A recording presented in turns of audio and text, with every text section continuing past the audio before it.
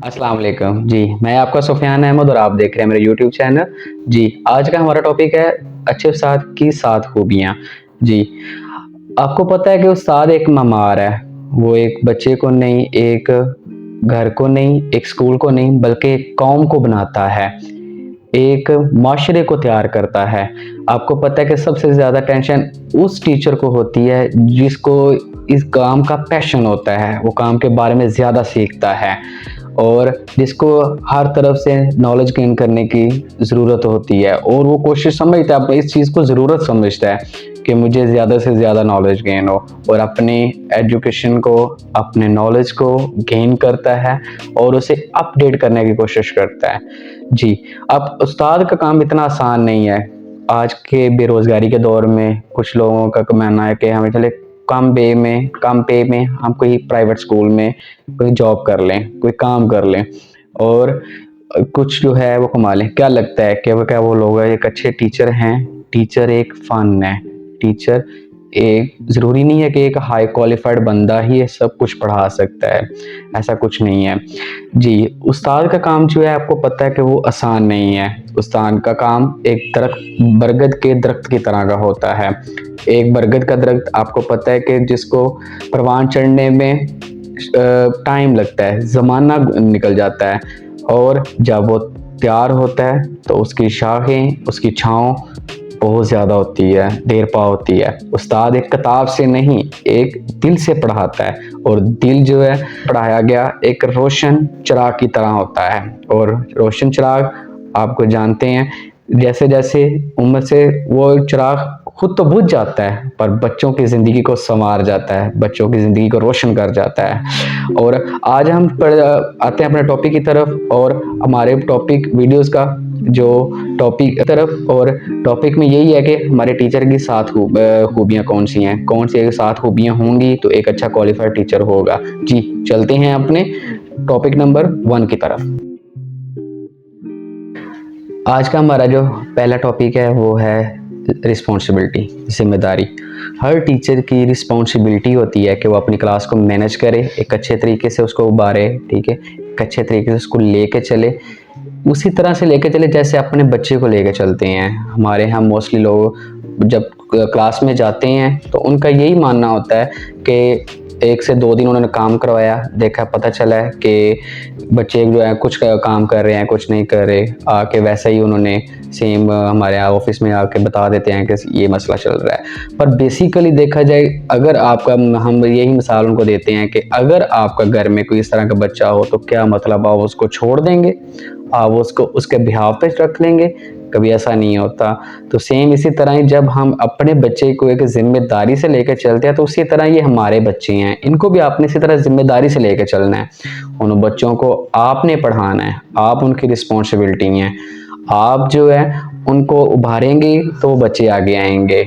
हमेशा की तरह रिस्पॉन्सिबिलिटी से अगर क्लास को हम जिम्मेदारी से हम उनको लेंगे, लेकर चलेंगे, बच्चों को कैच आउट करेंगे, बच्चों को मोटिवेट करेंगे तो बच्चा ज़रूर काम करेगा, बच्चा टीचर की मानेगा। बच्चा ओबियसली आपको पता है कि आज के दौर में देखा जाए तो बच्चे सबसे ज़्यादा अपने टीचर की बात मानते हैं, अपने टीचर को कॉपी करते हैं। स्टेप नंबर 2 पे लीडर। एक टीचर एक लीडर की तरह होता है, अपने बच्चों को गाइड करता है, अपने बच्चों की रहनुमाई करता है। उसको पता होता है कि वो अपनी क्लास के अंदर किन बच्चों में ज़्यादा एफर्ट करने की ज़रूरत है, किन बच्चों में कम एफर्ट की ज़रूरत है।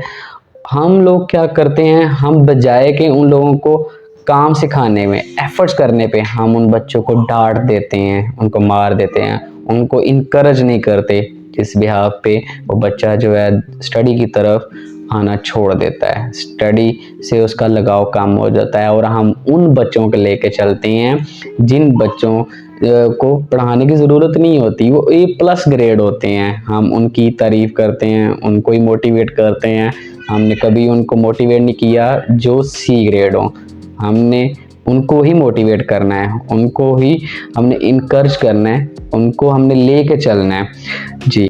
एक उस्ताद एक कुछ जानता होता है, वो हर हालात से वाकिफ़ होता है, उसको माशरे का पता होता है कि हमने माशरे में क्या देखा है, और वो सारी चीज़ें, वो सारे आगाहे बगाहे अपने बच्चों को उन चीज़ों के बारे में अवेयर करता है और उनको अच्छे और बुरे की तमीज़ सिखाता है। यही हमारा माशरा है, ठीक है।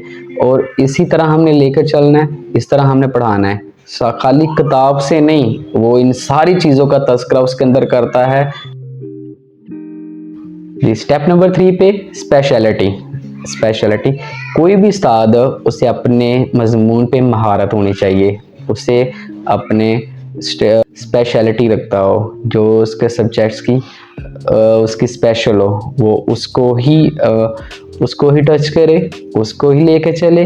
मोस्टली क्या होता है कि हमारे पास काफ़ी ऐसे केसेस आ चुके हैं कि हमें सिर्फ पढ़ाने को क्लास दे दें, और जब वो पढ़ाने के लिए जाते हैं वो एक अच्छे तरीके से लेक्चर को डिलीवर नहीं कर सकते, एक अच्छे तरीके से बच्चा जो है क्वेश्चन को, उनके लेक्चर्स को समझ नहीं पा रहा होता। बाद में हमें बहुत से फॉल्ट नज़र आते हैं, हमें क्लास चेंजिंग करने पड़ती हैं, हमें बाद में बच्चों को, टीचर्स को बताना पड़ता है, और वहाँ भी अफसोस से बात कहना पड़ रही है कि वहाँ भी जाके ये लोग नहीं चल पाते। और मोस्टली हमने देखा है कि बंदे भी आके हमारे पास जब इंटरव्यू देते हैं और जब हम उनको ट्रायल के लिए खड़े करते हैं तो वो उस तरीके से लेक्चर डिलीवर नहीं कर पाते जिस तरीके से बच्चे को उस चीज़ की ज़रूरत होती है। तो सो प्लीज़, जो भी टीचर नया आए वो अपने काम में महारत रखता हो, एक अच्छे तरीके से चीज़ को समझा सके, बच्चों को अवेयर कर सके, और अपने लेक्चर पे उसको ग्रिप होनी चाहिए, अपने लेक्चर पे उसको हर उस चीज़ के बारे में नॉलेज होना चाहिए जो वो जानता हो, जो वो जिस बारे में उसको उसकी बात का पता हो। जी, स्टेप नंबर 4 पे है यकीन कामिल। एक अच्छा उस्ताद वही है जिसको अपने आप पे यकीन हो, जिस उस्ताद को अपने आप पे यकीन होगा वो ही बच्चों को यकीन दिलाएगा, वो ही बच्चों को एक अच्छा लेक्चर डिलीवर कर पाएगा। जो भी लेक्चर देगा उसको पता होगा कि ये काम हमने बच्चों को इस तरीके से करवाना है, इस तरीके से लेके चलना है। अगर वो एक टीचर खुद पे यकीन रखेगा तो वो फिर बच्चों में ये ख्वाहिशात पैदा करवा सकेगा कि बच्चों को किसी चीज़ के बारे में उनको मोटिवेट करेगा, उनको बताएगा कि बेटा अगर कोई बात आप हक पे हो तो आप उस पर डट जाओ, उसको कभी भी बाद में उस पर, जब आप कोई अज़म कर लो आप उस पर डट जाओ, आप जब भी कोई बात करो आप उसे पूरा करो, और जब भी कोई काम करना है हमने उसको यकीन के साथ करना है, हमने उसको एतमाद के साथ करना है। ये ही एक अच्छे टीचर की निशानी है। एक अच्छा टीचर वो ही होगा जो अपने बच्चों को मोटिवेट करेगा, उसको ज़्यादा से ज़्यादा यकीन दिलाएगा। अगर वो टीचर को अपने आप पे यकीन होगा तो फिर ही वो बच्चों में ख्वाहिशात, कुछ लिखने की, कुछ समझने की ख्वाहिशात को पैदा करेगा। हाँ जी, स्टेप नंबर 5 पे हमारे पास है एम, मकसद। एक अच्छा टीचर वही है जिसका अपना मकसद होगा।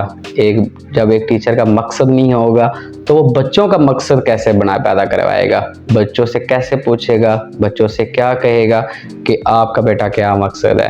क्यों कि कोई भी कौम जो है बगैर मकसद के कभी भी किसी परवान पे नहीं चढ़ते। कोई भी बगैर मकसद के जो होते हैं लोग, वो कभी भी अपनी मंजिल पे नहीं पहुंचते। मकसद के बगैर सिर्फ जानवर रह सकते हैं, इंसान नहीं। इंसान के लिए मकसद का होना ज़रूरी है। एक बेहतरीन टीचर वो ही है जो बामकसद होगा। एक दिहाड़ीदार बंदा अगर वो कोई मकसद नहीं रखता तो उसकी ज़िंदगी में उसका वो बेकार है, उसका कोई मकसद नहीं है। एक अच्छा उस्ताद वही है जो बच्चों के अंदर उनका मकसद पैदा करेगा, बच्चों के अंदर उनकी ख्वाहिशात को उभारेगा और उनको इसकी चीज़ के लिए मोटिव करेगा कि वो अपने ख्वाहिशात पर अगर को डट जाते हैं तो उनको अचीव कर लेंगे। स्टेप 6 में हमारे पास है टीम वर्क। बच्चों को टीम वर्क करवाएगा, सारे बच्चों को अपने लेक्चर के अंदर इन्वॉल्व करेगा। अगर एक क्लास में 20 बच्चे या 30 बच्चे बैठे हुए हैं तो वो उन 30 बच्चों को अपने लेक्चर के अंदर इस तरह इन्वॉल्व करेगा, इस तरह से उनसे क्वेश्चन करेगा कि वो एंड वाला बच्चा भी, लास्ट टेबल बच्चा भी, वो बच्चा क्वेश्चन करेगा, उनसे बात करेगा और अपनी हर वो प्रॉब्लम को शेयर करेगा, जिससे टीचर को लगे कि मेरे वो लेक्चर के अंदर इन्वॉल्व है। अब टीम वर्क उसके एक्टिविटीज करवाएगा उन बच्चों से। और लास्ट पे हमारा स्टेप जो है मोटिवेशन। मोटिवेशन जैसा कि मैं पहले स्टेप में बता चुका हूँ कि वही सेम वर्ड है कि हमने उन बच्चों को इनकरेज करना है जो हमारे पास बिल्कुल सी ग्रेड में है, हमने उनको लेके चलना है। आप सबसे पहले क्या करें, क्लास में जैसे आप जाएं, आप अपने बच्चों को देखें कि कौन कितनी कैटेगरी पे है, आप उनके ग्रुप्स बना लें और उन ग्रुप्स पे ए कर लें, बी कर लें और सी कर लें।